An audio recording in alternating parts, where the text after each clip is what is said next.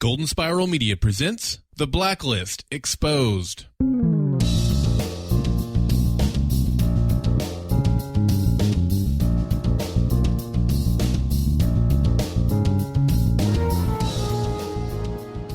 A grapefruit slushie with a side of stew as we tell our stories around the gravesite this week. Welcome to The Blacklist Exposed. I am Agent Troy Heinrichs.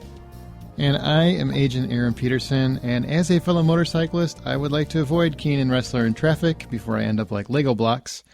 And now let's discuss number 89 on the Blacklist, Dr. James Covington, which aired October 6, 2014.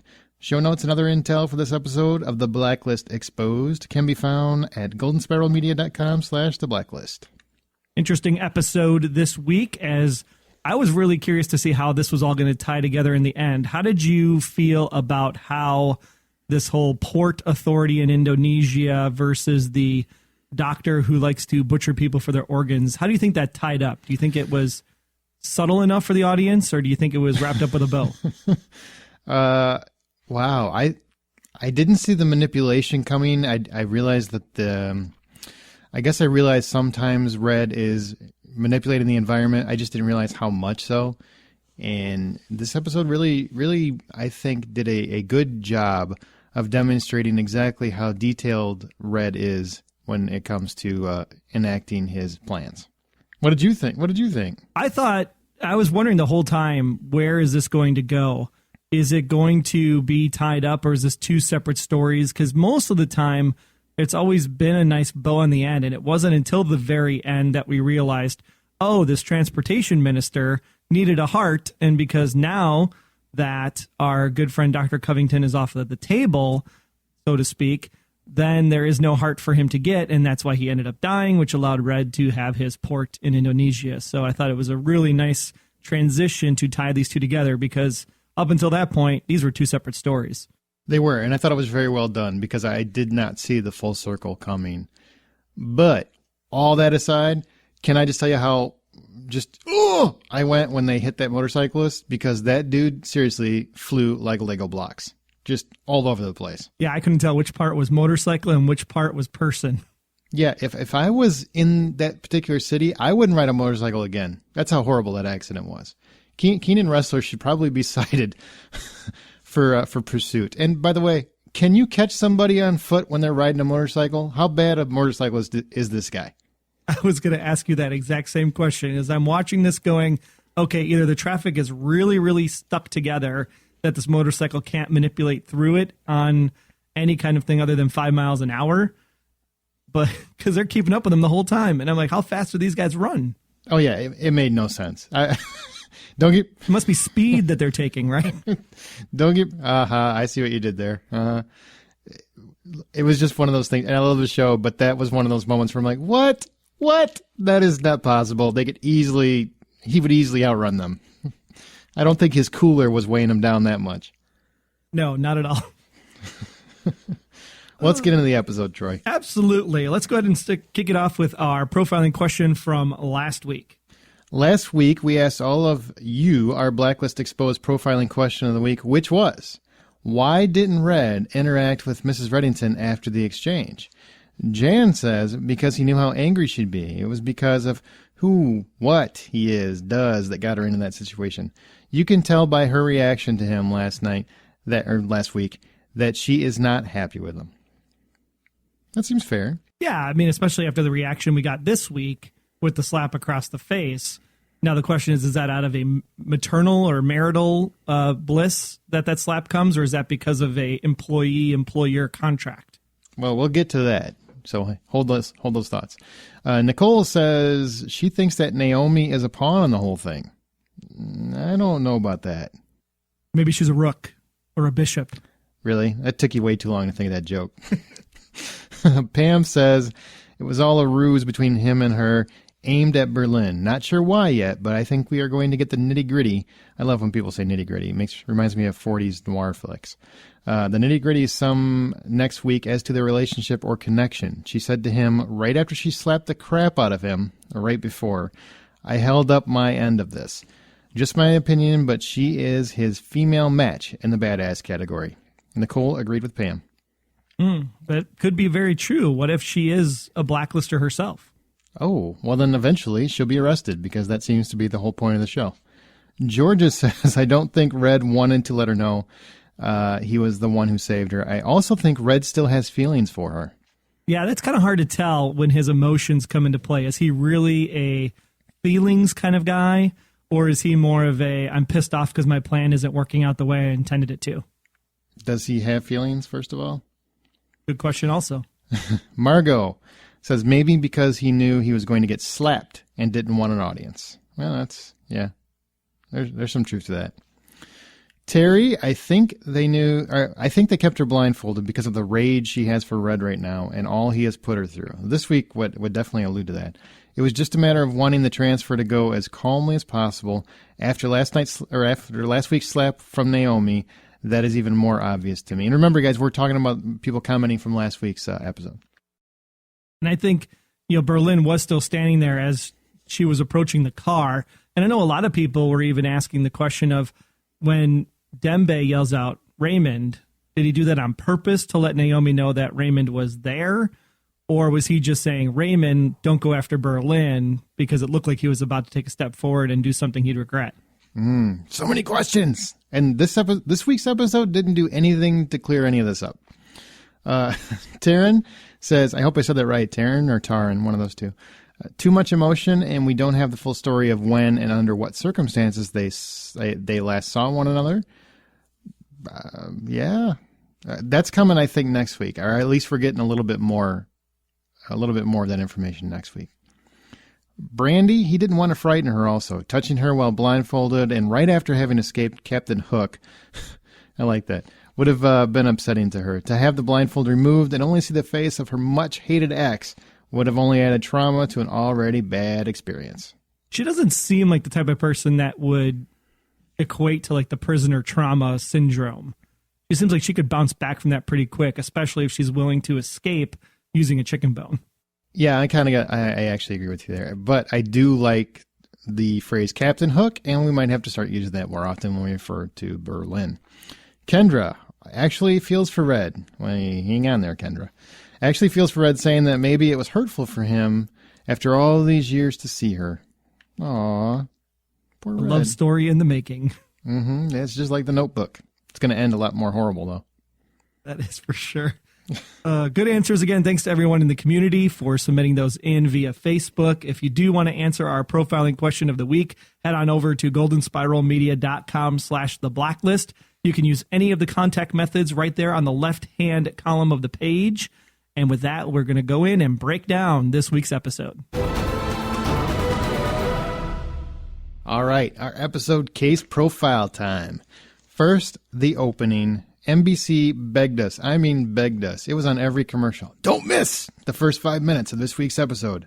So, Troy, I got to ask you, now that you've seen the first 5 minutes, and hopefully you stuck around for the 55 after that, what did you think? Did you think it was worth it? Well, I was sitting there actually watching my watch because I didn't know which 5 minutes was more interesting. The fact that this guy is sitting there with an open chest wound laying in the alley, and that's what they wanted us to see, the graphic nature of the fact that you can just dump bodies on the side of the road, or if it was the Tom scene. And I'm assuming that it was the Tom scene. We don't like to assume. We all know what that means, but I'm sure it was because everybody's been pining for Tom this whole time. And I got to tell you, at first, I didn't think dream sequence. And then, of course, when Raymond walked in, it almost looked like they blurred out his face as he approached Tom before he took the shot. I don't know if you caught that or not, or maybe it was just so quick I didn't really see it at first because his face was defined in the shadow. As he walked forward, it looked like his face blurred out, like Lizzie was having a hard time remembering who it was, and then his face is defined again. I don't know if you caught that or not. Maybe it was just my TV. I did not catch that, no. And I have had a problem with dream sequences ever since probably Dallas, like years ago, when I was just like a little kid. But ever since that time when we were all duped, dream sequences always typically bugged me. But this one actually worked for more or less. And I really think that's what they were saying to stick around for. But I'm pretty sure it was like 6 minutes in, or at least that's what it felt like. Well, it probably started at the 4th minute and then carried through to the 7th or 8th. And this is clearly stemming from whatever Tom told Liz at the end of last season.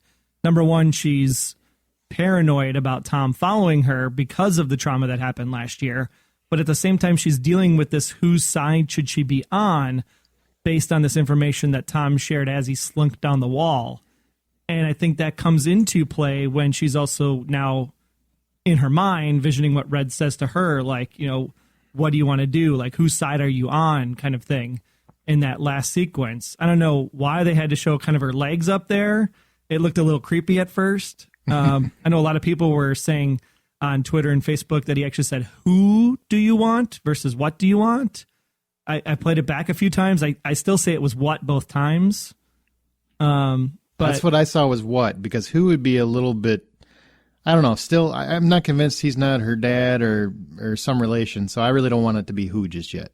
Exactly. Even though it was played to look that way, because she's kind of like, I don't know if she was handcuffed to the bed or tied to the bed. Her arm was just up in a weird way on that left arm, and the sequence was just a little strange, I guess was the best way to put it. But this is in Lizzie's head, so what is she wondering? Is she wondering, you know, a romantic side between Tom and Red, or is it more just a strategic working relationship between Tom and Red? Wait, between Tom and Red, you mean her and Red? Because now you took it to a whole different level. No, I mean like her working with Tom or her working with Red, or okay, her being with Tom or her being with Red. No, it's not. This is in Troy's head. That doesn't sound like it's in her head. That's Troy's head. I'm still stuck in the dream sequence. Yeah, you are. Yeah, we'll come back to the dream sequence. Let's get into the main story. Paul Wyatt is that poor guy that had his that was drugged and kidnapped by a Rastafarian. And seriously, what are you stereotyping these guys? They don't drive.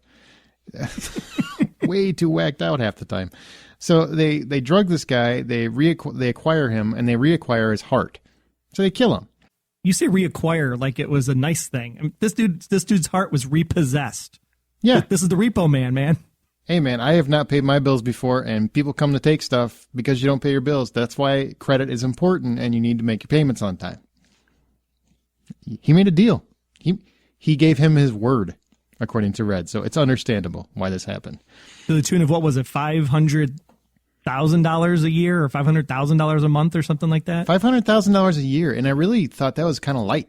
If you're doing some major under the table, you're stealing hearts from other bodies, you would think that there would be a steeper price for that. Like, you're talking millions right out of the gate. I wouldn't expect to get $500,000 on an annual salary, but hey. Well, maybe it's only $50,000 for a gallbladder and $100,000 for a kidney or something. The scale goes up based on size. It really should. It really should. Well, that Paul Wyatt situation leads into our major plot line, which is Dr. James Covington, the title of the episode. So what did we learn exactly about Dr. Covington this week, Troy? The basic premise is that Covington is a guy who really, and the first thing I said when they explained this about he tried to take a pair of lungs and give them to a kid that wasn't on the transplant list, and then the kid ended up dying.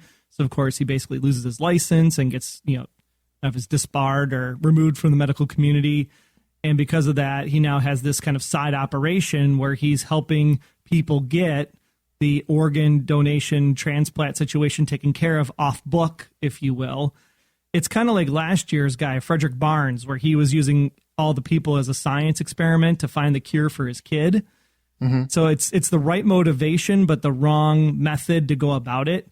Because at the end of the day, I really think Covington thought he was doing the right thing. He's helping people get organs that can't get organs because of the rules that are in place. So he's trying to go against the system, but at the same time, he's doing it in a way that also benefits him and also helps criminals because they're the only ones that can afford the steep prices he's offering. Now, do you really believe that, though? I mean, because the guy was kind of a vicious, I want to say bastard, for a good portion of the episode. I mean, he basically told the guy, and I realize he's going with the whole, I have to do things for horrible people to accomplish goals for good people. But still, he was kind of a bastard to the heart transplant gentleman. I mean, he basically killed the guy. And this is where I was confused, because when the big reveal happens at the end of the episode of what's really kind of going on, I had to stop and ask the question of, are there two James Covingtons. Because the guy in the beginning of the episode, if he's truly repossessing these organs because they can't make their payments, that's a different guy than the guy we saw at the end of the episode who is like, I have to save this kid's life. Let me finish this procedure and I'll turn myself in.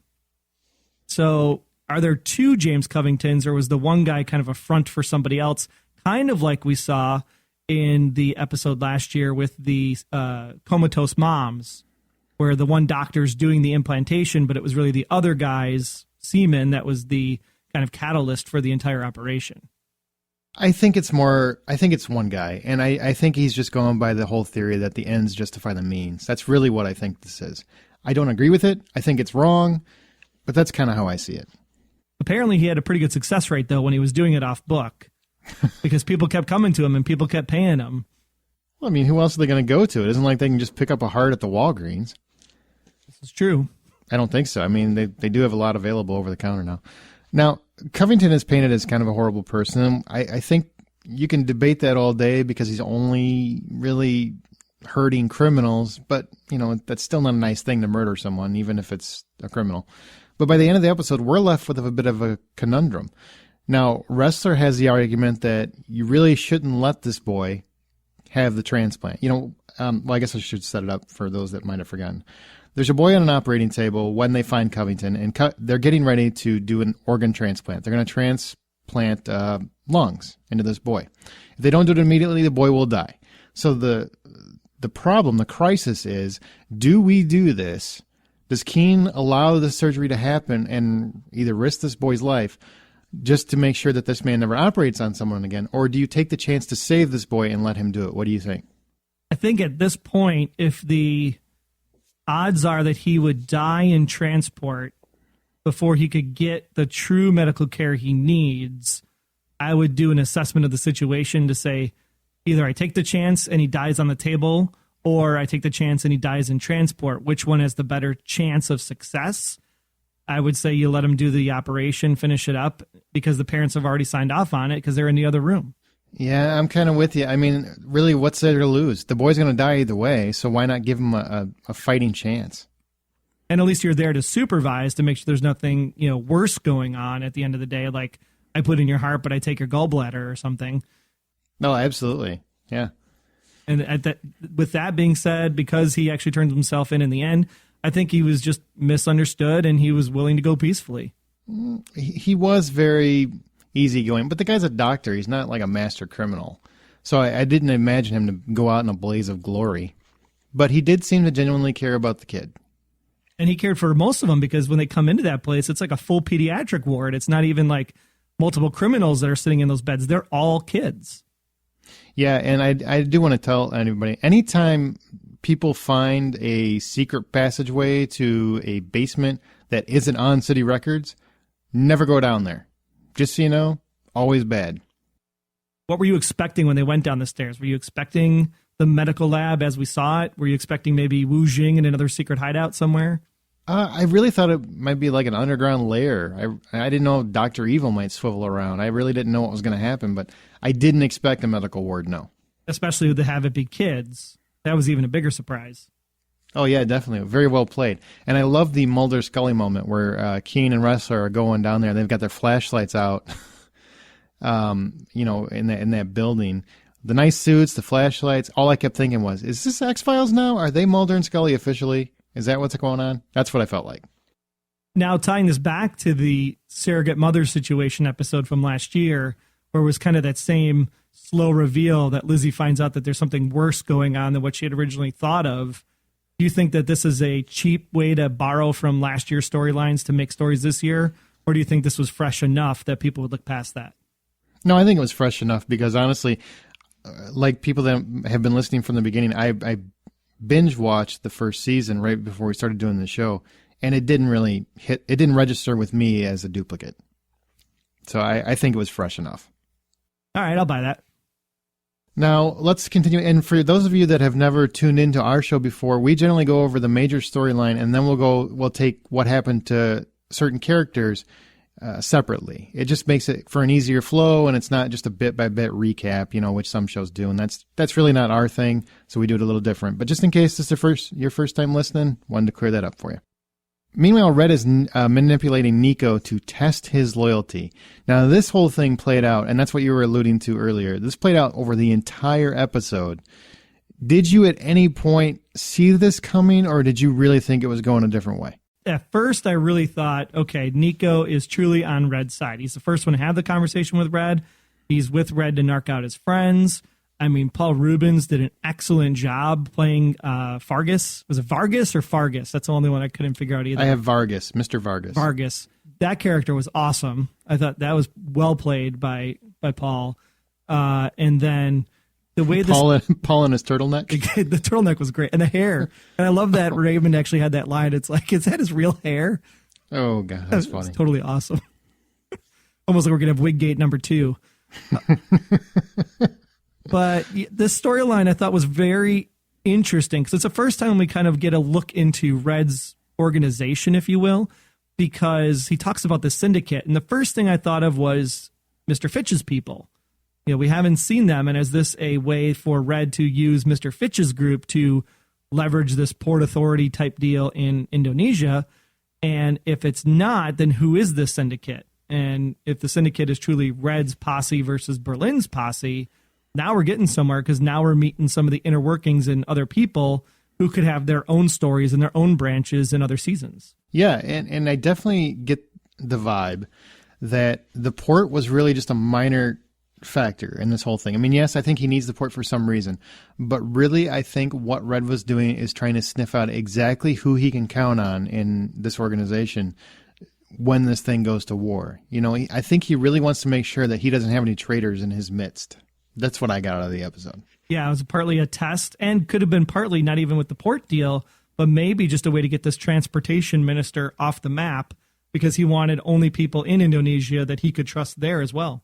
Yeah, and I got to tell you, when he's doing, when Red's sitting Nico down and he's giving him the speech, his weekly story about his childhood working as a carpet installer, and he's explaining how his dad told him he gave his word, and so therefore he stuck it out. I knew where that message was going from the minute he started that because I was the exact same way, and my grandpa made me do the same thing. So I totally, for once, that's a story that actually hit home.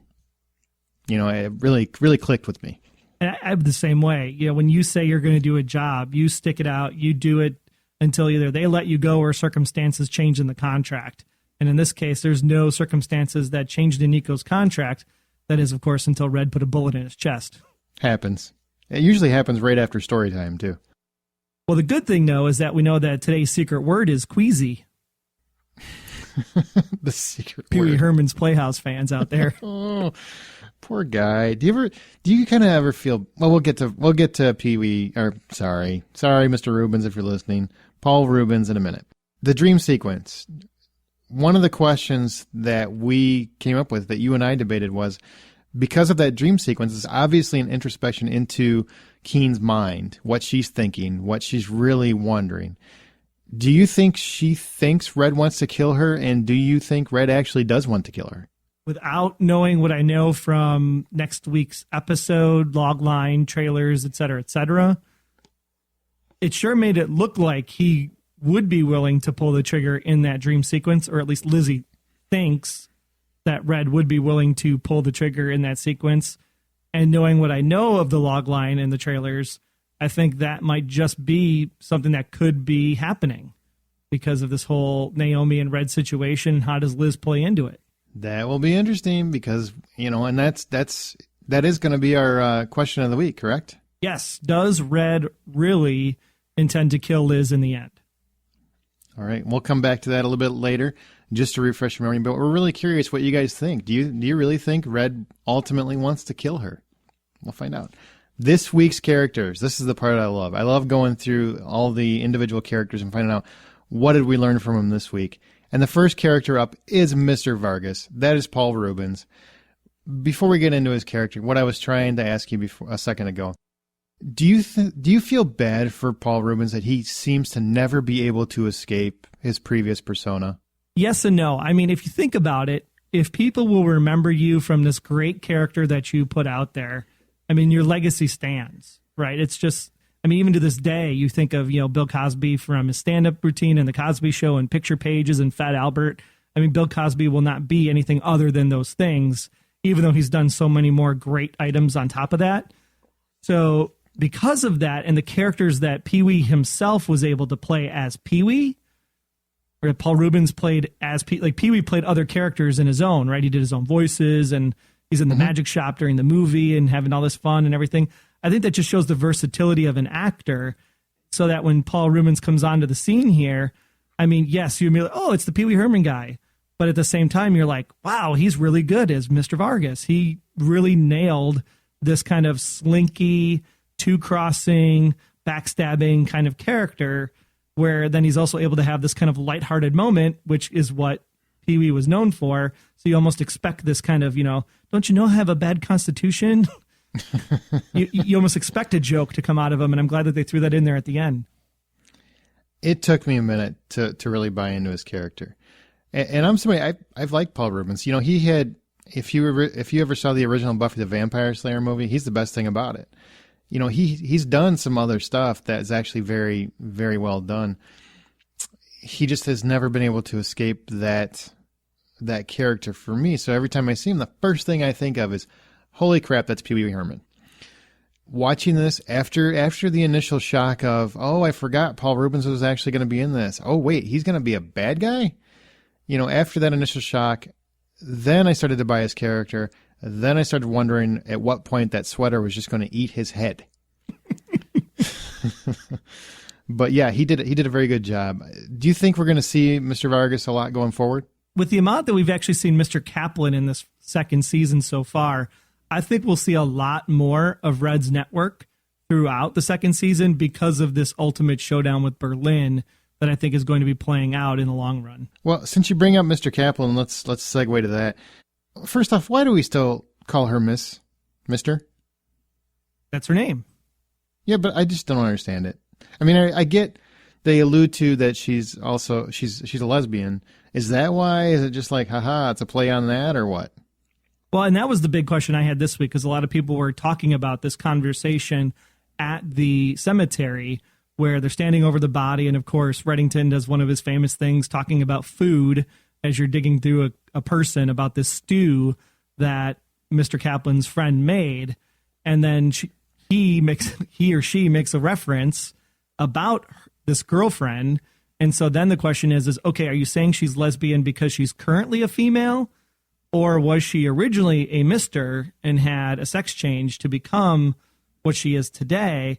And in which case then it'd be more of a transgender thing because it would have been man and his girlfriend before.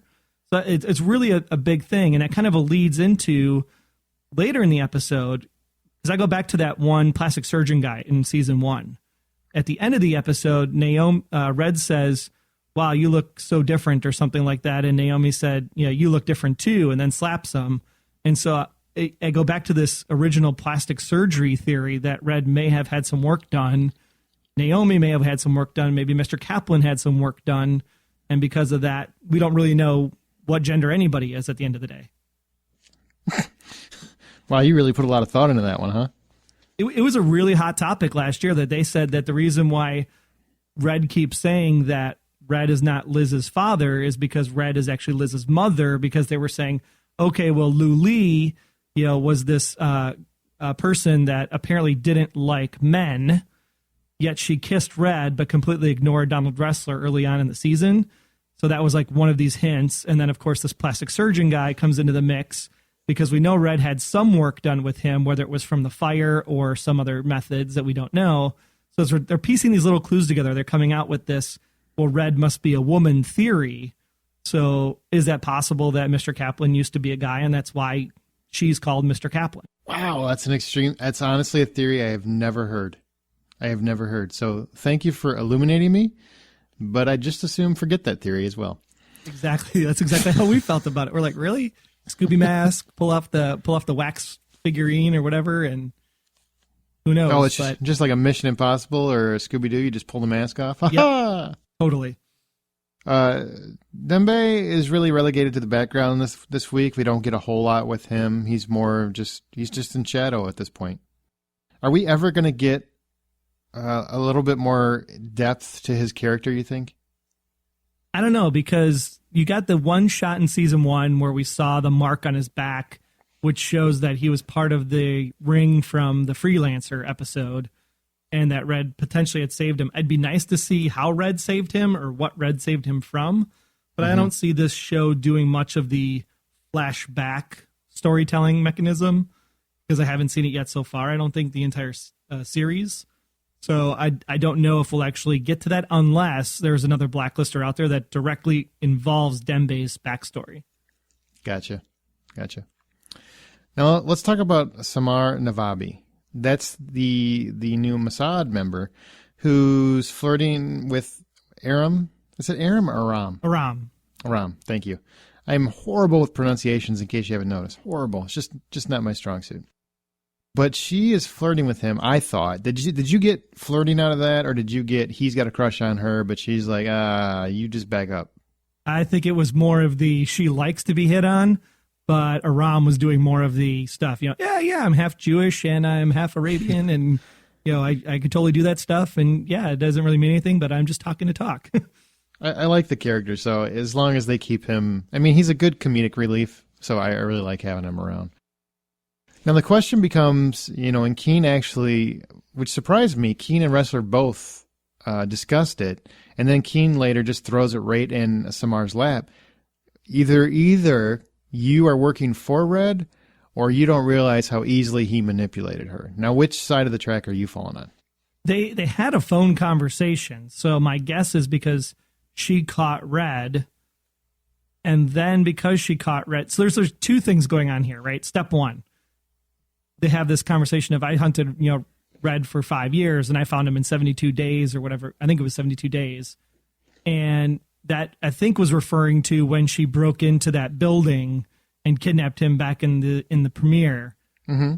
Yep. So I go to Liz's side at that point of Red allowed you to find him in that situation. Then after they have their meeting and their little conversation about the fact that Red wasn't involved and he gives up the real intel, then I think they're in cahoots, which means she knows she's working for Red in the current state. Okay. Yeah, that's a good theory. My personal opinion of this is that, they mentioned the 5 years and the 72 days, or 72, 74, whatever it was days. I really believe that she's being manipulated. I don't think she's in on it with Red, but it wouldn't surprise me. But what I do like about this episode is that Keen went straight to her and addressed it, as opposed to, a red herring that's being dangled in front of us for the next 6-7 episodes. Is she going to talk to her? Is she not going to talk to her? And they drag it out, which a lot of shows do. And even Blacklist has done this with some story threads. Keen and Red's whole connection has been drug out for almost a season and a half now. But I like that she went ahead and addressed it and said, point blank, either you're working for him or you're an idiot. One of the two. So now, like Myrna, right? We didn't like her. She gets killed off, right? But she's Middle Eastern / Indian, that kind of part of the world. And now we're replacing her with a Middle Eastern, that part of the world. Do you think that was intentional? Or do you think it was just because it was a Mossad agent and they wanted to bring in the Mossad faction, if you will, in order to tell this different story? Like they have an ethnic quota or something? I didn't want to say it that way, but yes. Well, essentially, that's really what the implication is. And it does seem that way because they are from that area of the country. I think they got to have somebody from that area of the world, just because where Red's ties are, it wouldn't make sense for them to not have some kind of contact to that world. But this is Red's contact, not the FBI's contact. Well, I mean, it wouldn't make sense for the FBI to not have some kind of connection to where they can speak to others more directly who influence that world. And I think they have to have not necessarily someone of that ethnicity, but someone who either speaks the language or understands the culture. And I think they got to have that. And obviously, Wrestler isn't going to understand. Keen's not going to understand. Maybe Aram, but that's it. All right, well, let's go on to Cooper. He's really got very little to do this week. I mean, the guy's really been shortchanged this particular episode. But you know what? He had a really strong first couple episodes. But what he did do is introduce the idea that they are not concerned with Wrestler, the guy that's popping pills left and right, but they are very concerned with Agent King's mental state. You know, they're saying that Elizabeth Keene has a little... her psych evaluation did not go nearly as planned. Are you concerned about that? Do you think they're setting up a future plot point where her mental state is going to come into question? Well, I think they did this week already with the, of course, dream sequence immediately followed up by accosting the gym guy who lives across the street from her at the motel. I mean, clearly she is spooked. And because of that, it could affect her line of duty. What I really liked from the scene is the fact that last season, Cooper might have been more on her and you need to do better. You need to do this. You need to take the time off. Here, it seemed like Cooper was more on her side. You know, you can come talk to me. I'm a friend in this. I get it. I understand. My door is open. So we see a little bit softer side of Cooper from everything that he went through at the end of last season. That part was nice. I was more concerned with, you know, is Keene going to find something out? And this is being set up, perhaps even by Red. Maybe he has the psychologist or the psychiatrist under his payroll. It's kind of, this is just thinking outside of the box. Is he possibly setting it up so that if she finds out information that might be detrimental to whatever his plan is, he can get her ruled out psychologically? I like that theory that the psychiatrist might be on Red's payroll. That's cool. I didn't think of that. Yeah, that's just my 2 cents. Because as soon as I'm watching it, that's the first thing I'm thinking. Is like, because he does think so many steps ahead. I mean, he thinks of everything like a chess game, and the writers are definitely doing a very good job of showcasing that.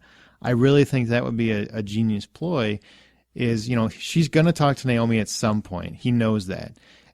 And then when that happens, if she finds out information that maybe might deter her from assisting or might cause her to go forward and say something, that at that point, since maybe he won't have the information to keep her at bay because of, you know, all of her going against the rules and everything, that might be enough to get her theories discounted.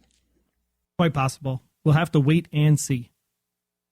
Now, Wrestler, you know, he has been popping pills. This week he didn't do it, so maybe he's finally quit. Like, you know, he was eyeballing them last week, and it looked like he'd given them up. But this week, it seemed to me like he's the only one in this entire series that's still following protocol. Am I wrong? Yeah, I mean, it really seemed like he played it by the book. He went into the underground pediatric dungeon, did everything he needed to do there, questioned whether or not the motives were true. It seemed like he was back to kind of stick in the butt Wrestler from season 1 versus the go with the flow kind of guy we see in the first 2 weeks.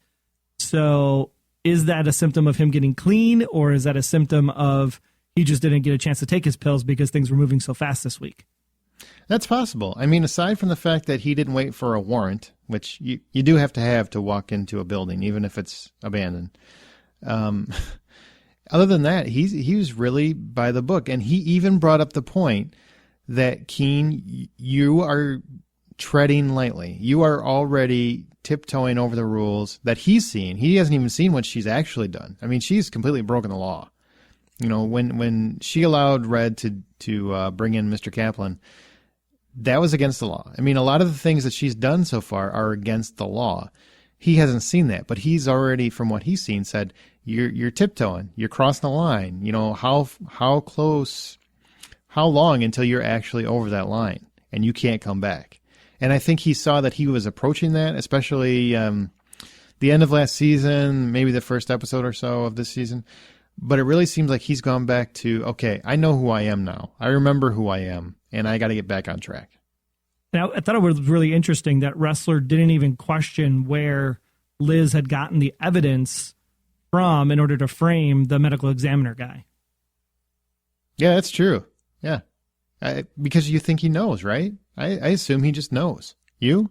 I'm trying to play it back in my head to say if she talked about getting Mr. Kaplan with Wrestler within earshot, but based on the way he acted when they interrogated the medical examiner, I think that he had to have known. He played along and he was okay with it, which is kind of like a double negative then when he ends up following the book later in the episode. Very interesting. Very interesting. We're going to see what happens. Ressler really didn't have a whole lot to do with this episode. I mean, it was really just, he was kind of Bobby by the book. You know what I mean? That's really what his place was this episode.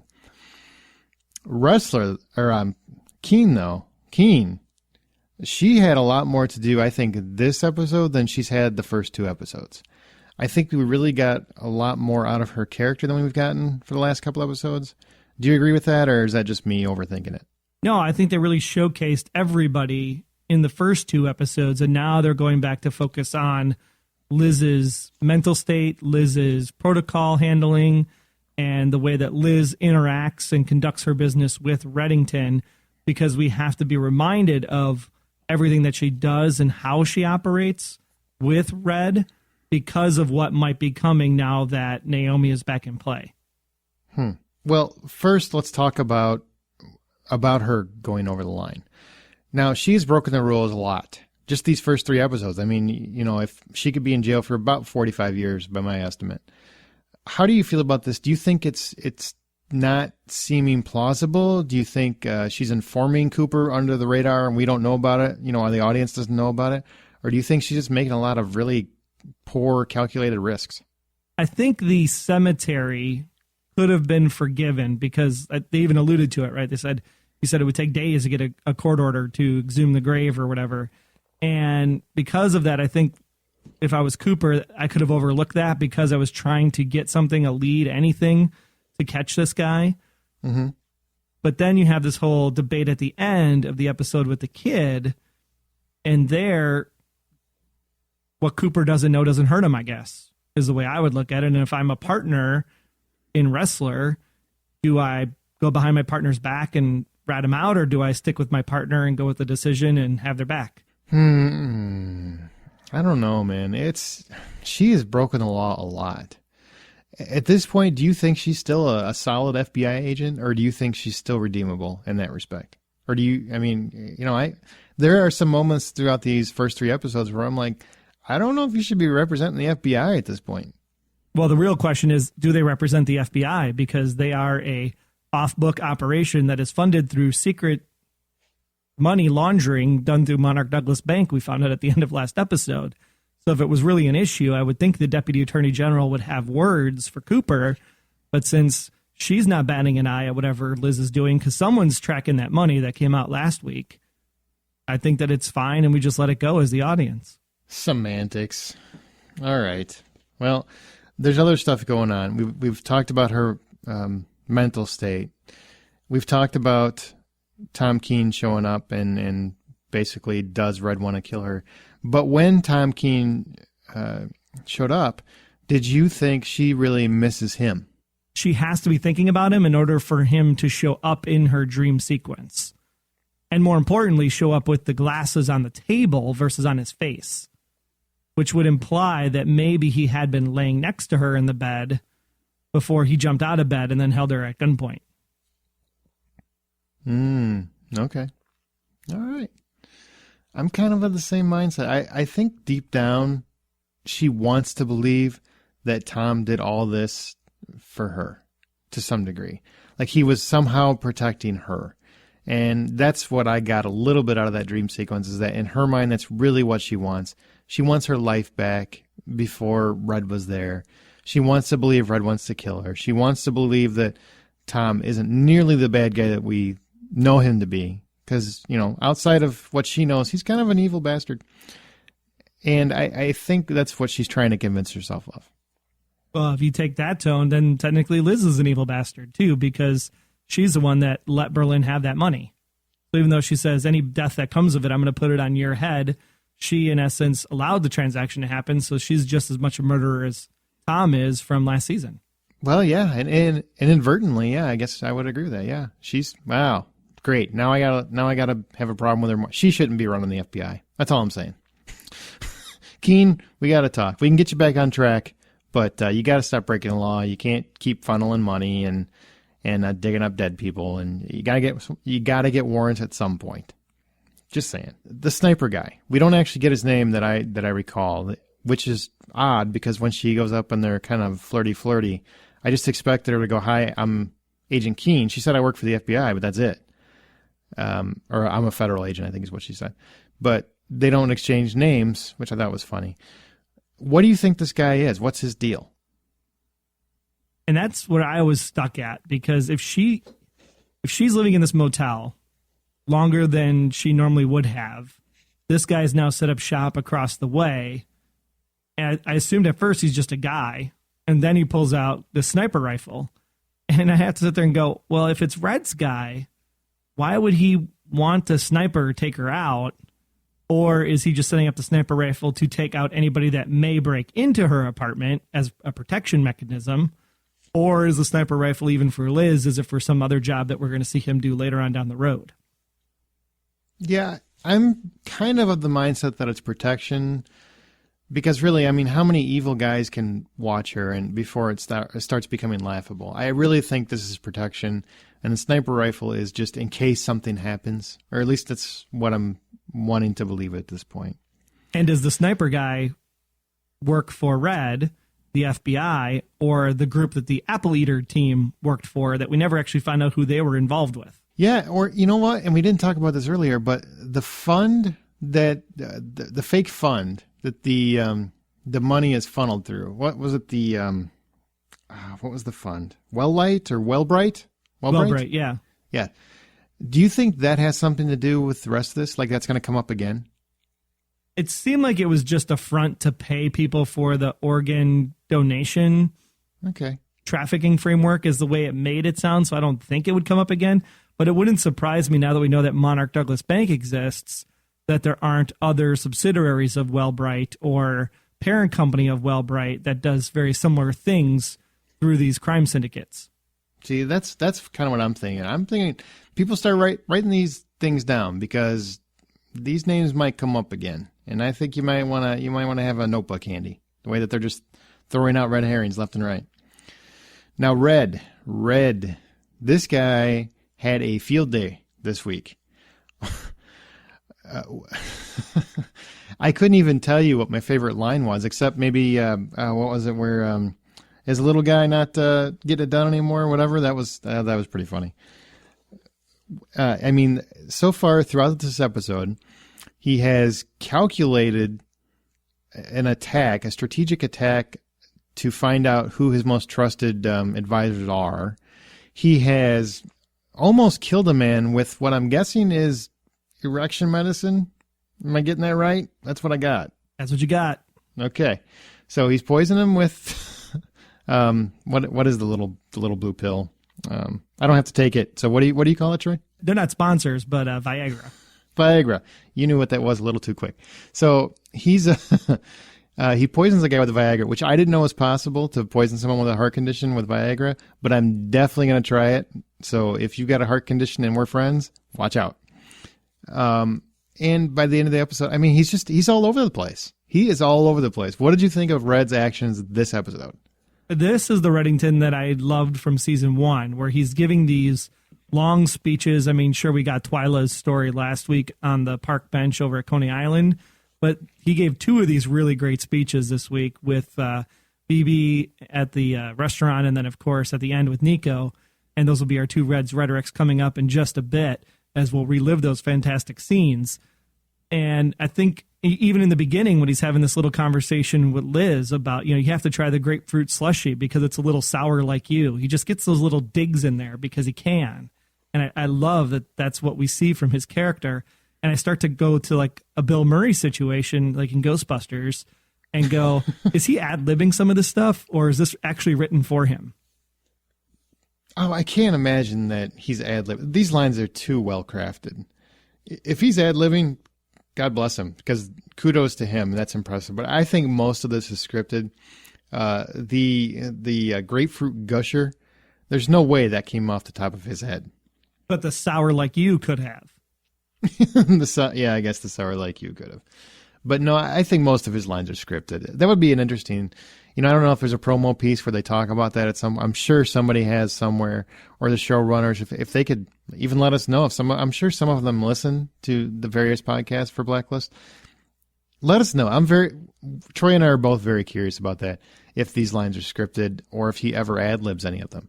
Because Spader is a magnificent actor. He has been for decades. So I could see him doing it, but they just seem so perfect for them to be ad-libbed. This manipulation that he pulled off, I know we kind of talked about it earlier. Do you think that this was to showcase exactly how far Red plans his thoughts, his moves? Yeah, my guess is he's got a long-term plan, a short-term plan, and then a contingency plan. And he has those all stored up in his brain somehow, some way. And if the long-term plan doesn't work out, he's got the contingency plan to fall back on in order to get the short-term plan across the goal line to get the same results at the end. And I really think his long-term plan was to control this port in Indonesia. So he had to make sure that the short-term plan went off without a hitch, which was take Covington off the board.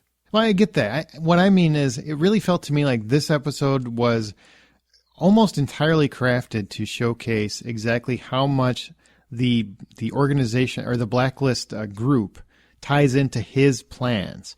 Because it's from start to finish, this entire episode, everything that Keen and Ressler was doing was really to benefit him and his ultimate goal, which was to find out exactly who his trusted advisors were and to get this port, right? I mean, that's really the ultimate purpose of the episode. And for me, it felt like we haven't really had such a clear-cut explanation of his motives in many other episodes. So it almost felt like the showrunners were saying, we want you to understand this is exactly how far ahead Red thinks. I think we got some of that in season 1, but it wasn't until you get to, I believe it was Berlin part 1, when Liz finally makes the connection. When Liz is telling the audience, hey, all of this stuff is to get to this point. These blacklisters are all pieces on a chessboard, and we've been pawns in this entire game. And that's when the audience either catches up to Liz or Liz finally catches up to the audience. So now that that's on the table, I think they can be more blatant about it in the storytelling for season 2.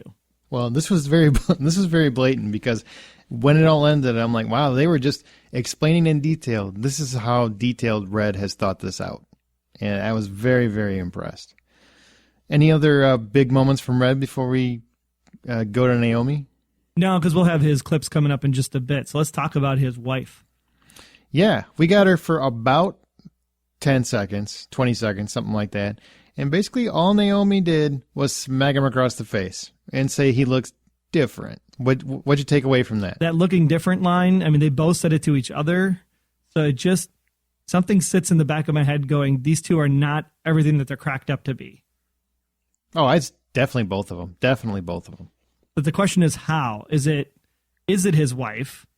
Is it a constituent like Dembe? Because, again, knowing what we know from the trailer for next week, I'm trying not to give anything away from that. But it just seems like there's a more business relationship with Naomi than there is a marital relationship with Naomi. So you think their entire relationship was manufactured? Absolutely. Cover? Exactly. Like they were spies, and it was a total cover job. So they were never really in love, and you think maybe the reason he had to save her was to protect himself as opposed to caring? Exactly. And maybe it's a very similar situation to Tom and Liz, where he's doing a job, but at the end of the day, he ends up caring about her because of the job. All right, I could buy into that. That's very good. That's very astute, sir. I like it. So ultimately, she's yet another pawn in his plan. Everybody is. Man, but see, now here's the thing. A lot of people want to believe that Red has some good in him.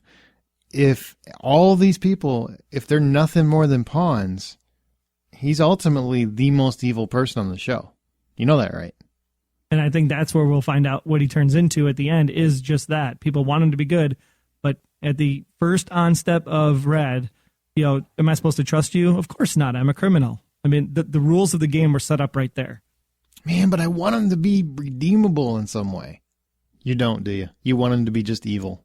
I want him to turn out to be evil because that's the unexpected thing, and that's what would make the show awesome. I don't know. By that point, you might be, man, I really wanted to be good. You might change your mind. It could happen. Maybe he's evil and Liz turns him to good in the end. Oh, Lord. No, I don't want that. I don't want that. I was just making sure you were on that page. Oh, no, I don't want that. You know, stay true to whatever the character is, but definitely don't make, oh, you've changed my heart. Now I'm going away from my evildoer ways. I don't want that. I don't want that. All right, that's going to do it for this portion of the episode, so why don't we go into Red's rhetoric? After looking at the tweets from last week, it was clearly evident that we should have called it Berlin's rhetoric. Now I won't peel anyone like a grape for not voting for the sound of Berlin's check bouncing, but we will declare the revenge is a disease discussion the uncontested winner, not so much because of Red, but because of Red's wife coming apart so nicely. This week, Red loves dealing out the advice to the people he encounters in his life. In his first one, he shares with all of us just how much damage a little blue pill can cause. Phoebe, you don't look well. Are you all right? Let me guess. Irregular heartbeat? Shortness of breath? Perhaps a little tingling in your nether regions? How the hell are you doing? Those drinks you've been enjoying on the house, they weren't from the house. They were from me. I hope you don't mind. I took the liberty of adding a special surprise ingredient. Something to treat any localized dysfunction you may be suffering. Has the little man been falling down on the job? It's a miracle drug. Not so much for a glutton with a bum heart, however. But look on the bright side. You'll die with a marvelous erection. I can't breathe.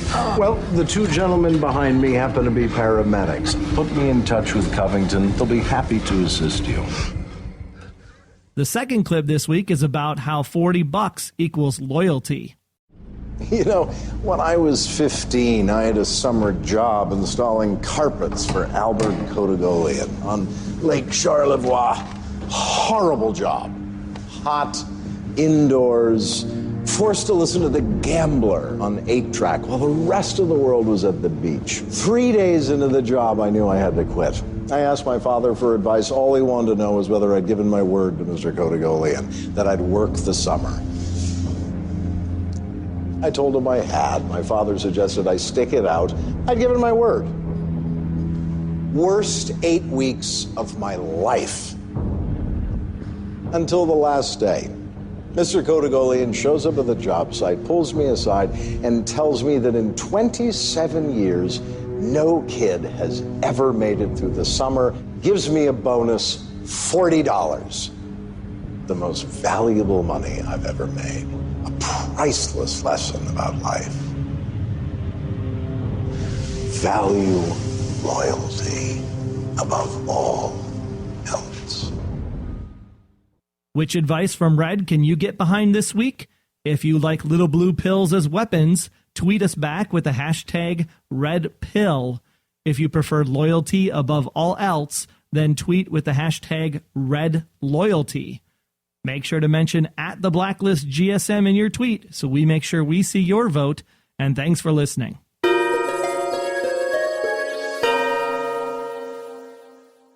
Now we go to Special Agent Intel. We had a few folks send us notes since last week. Jess in Atlanta says, "Hi guys, I am sending in feedback for Monarch Douglas Bank, in which I give 8 eidetic memories. It was very interesting to see that the Blacklist has both people and corporations on it. That leaves some interesting possibilities for what number 1 could be. Perhaps the organization Berlin is working for. Also, is there a running list somewhere in the rankings for the bad guys we've already seen?" I haven't seen that. There's got to be somewhere on the internets, right? Well, we had on the TV Talk podcast last season a rundown of everybody's numbers. So maybe I'll go ahead sometime this week and make up a post of what numbers we've seen already throughout the course of the show. There you go. Troy's going to do that because I don't want to do that. I have a few theories here, and the first is about the FBI involvement in the protection of the Warsaw branch. There was almost a throwaway line toward the end of the episode about the reason why the FBI was protecting the Warsaw branch. When I was watching, at first I thought the agent in Warsaw, forgot his name, had been bought by the bank. But we learned that he was really protecting FBI interests by trying to prevent the formula from escaping. I believe the line, said to Cooper, was something to the effect of, "Operations like this one are funded through Monarch Douglas Bank.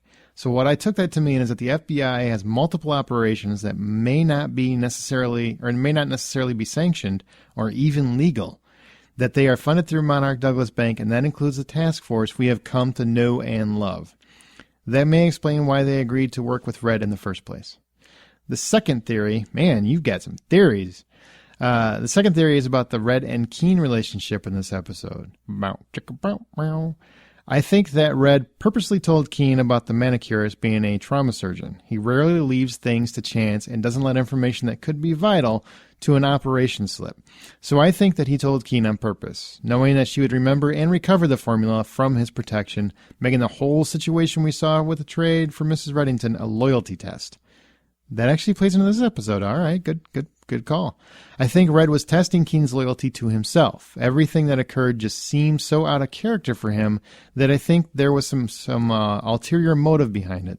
The flip side of that is he really is completely blinded by insanity when it comes to Mrs. Reddington. But based on their interaction or lack thereof at the end, I am not sure the motivation is necessarily out of love. Troy, you must have read this before I just talked to you. There must be another tie in here. I think Red did not interact with Mrs. Reddington because he knows what happened to her daughter or is responsible in some way for the loss of her daughter. I also think that is her daughter, but not Red's daughter. That's all for now. Until next time, be wary of your passion. What do you think about that, about her theories? I think Jess is spot on. I mean, she talks about loyalty, and this whole episode was about loyalty above all else.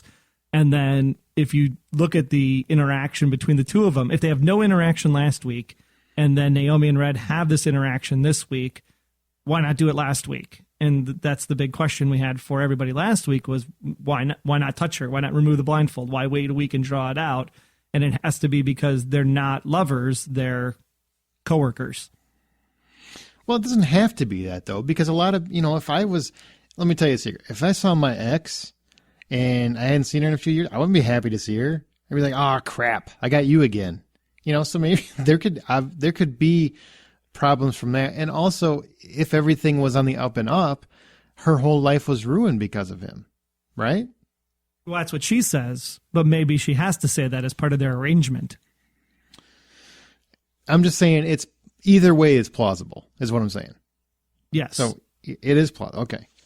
Red Viking 4 wanted to point out that flammable doesn't mean explodable as it relates to the jam from the rum-soaked pedal. And where this is true, exploding donuts are still more fun.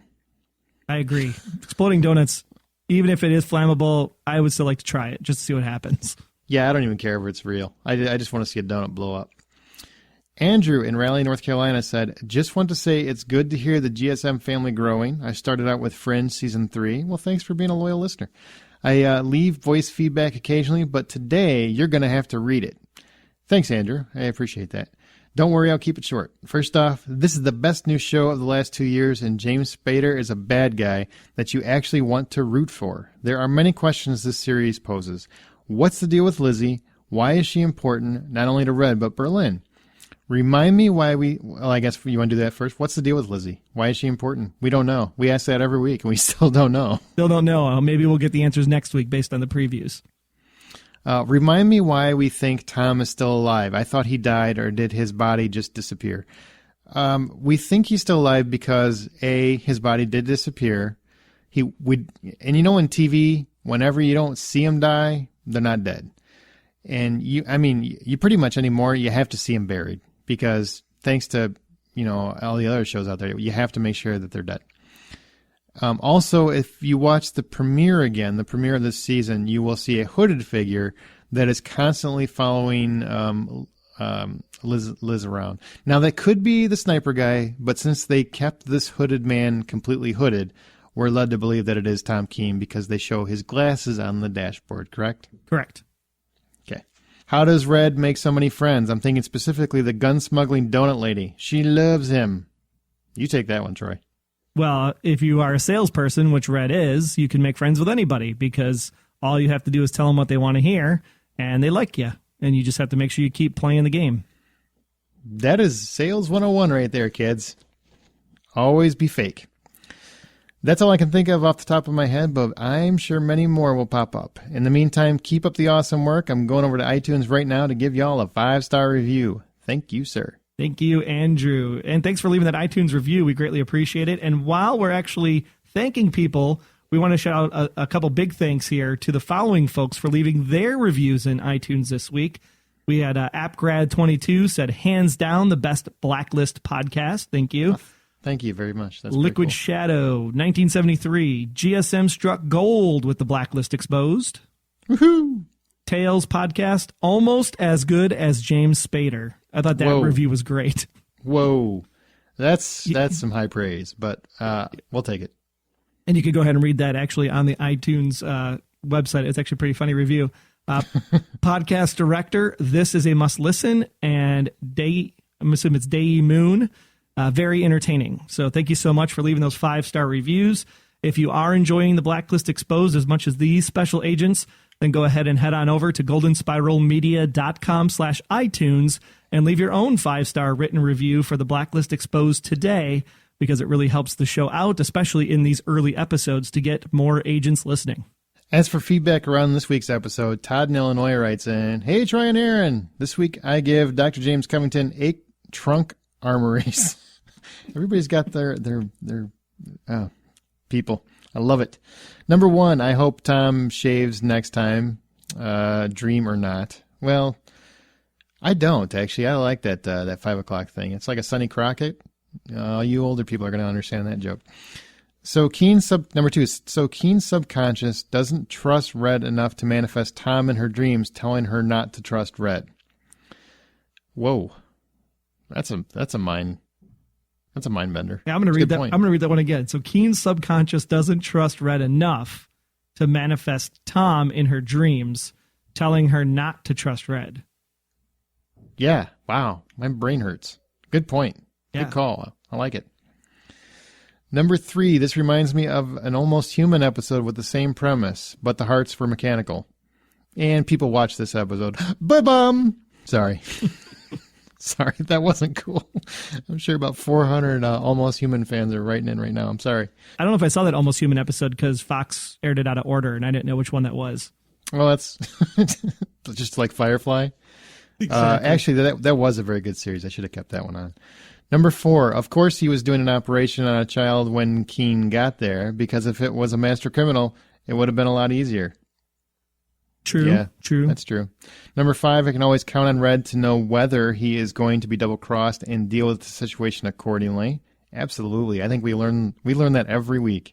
Was Red actually double-crossed, though? I think Red had it set up the whole time to play out the way it did. I don't think he was ever double-crossed. Well, no, but Nico was trying to double-cross him. True. Like he set Red up to be murdered. That's what he's saying. Gotcha. Number 6, the fact that Frisk guy, which, by the way, that was really creepy flirting. I didn't find that cute. I thought it was creepy flirting. The fact that Frisk guy got more screen time than the usual extra didn't surprise me that he was more than meets the eye. That's all for now. Until next time, this is Todd in Illinois, where this episode gives a new meaning to the phrase, over my dead body. Do you think Frisk Guy, can we call him that? Because he doesn't have a name. We can call him Frisk Guy. I liked Sniper Jim Guy personally, but assuming that's who he's referring to. Yeah, Sniper Jim, Sniper Bob, something like that. Sniper Frisky. Do you think he's going to come back and he's going to play a bigger part? Do you think he's going to get involved with Keen? No, not in a sexual way or relationship. No. I hope not. It's just weird. That would be a Fonzie jumping the shark moment? Yeah, totally. I'd rather see her with Wrestler. I'd even rather see her with Red before I see her with Sniper Jim Guy. No. I still not convinced that it's not 100% not his daughter. You can't make those comments yet. I'm sorry. I that's how badly I don't want her to be with Sniper Jim Guy. Okay. I got you. Well, that's going to conclude this episode. Be sure to follow us on Twitter this season at the Blacklist GSM. We live tweet during the East Coast and Central Time feed. It's the same feed. And we will use the show's hashtag, the Blacklist. We actually have a lot of fun. We're getting a lot of reaction from that. So definitely check that out. Next time the show airs, if you're a tweeter, get on there and feel free to join in on the fun. It's a lot of fun. We also have a Facebook group. Just search for The Blacklist Exposed and join us over there for the fun. We're just getting that going. Also, the website will have all the episode intel and analysis, as well as links to subscribe to the feed in iTunes and Stitcher. That way, you don't miss an episode. Visit goldenspiralmedia.com/theblacklist for details.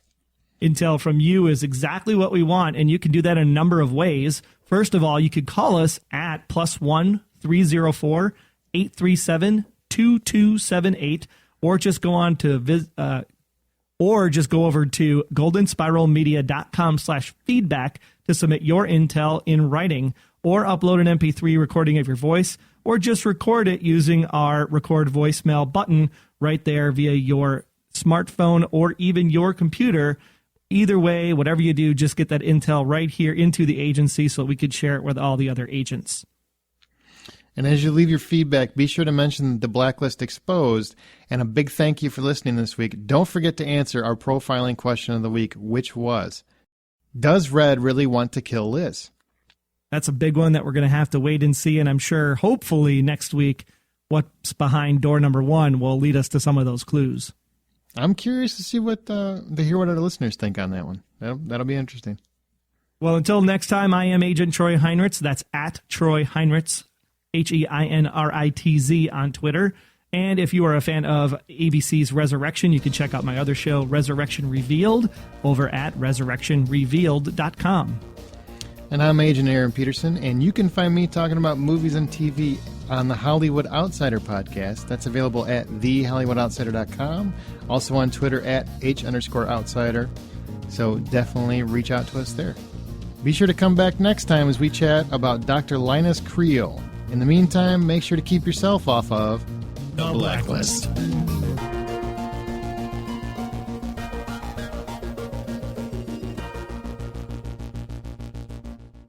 The Blacklist Exposed is a Golden Spiral Media production, copyright 2014. Find more of our great podcasts at goldenspiralmedia.com/podcasts.